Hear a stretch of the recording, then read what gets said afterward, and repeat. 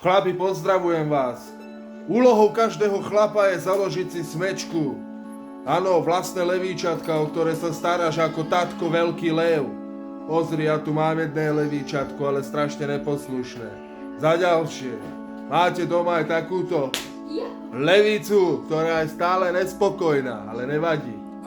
Potom, tvojou úlohou ako chlapa je, aby si išiel vonka trhať zebry, gazele, aby ste mali doma čo papác. Áno, šráci, takže už keď ste si založili tú vašu slávnu smečku, treba ju aj nakrmiť.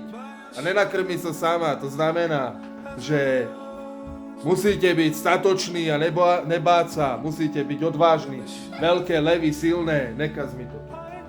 Takže tak, chlapci, nebojte sa založiť si vlastnú smečku, nerozmýšľajte, ale robte, konajte, buďte silní. Pozdravujem vás, chlapci. Ja verím, že na to máte a že to zvládnete a že nemusím vám proste už ďalšie videá točiť o tom, ako na to.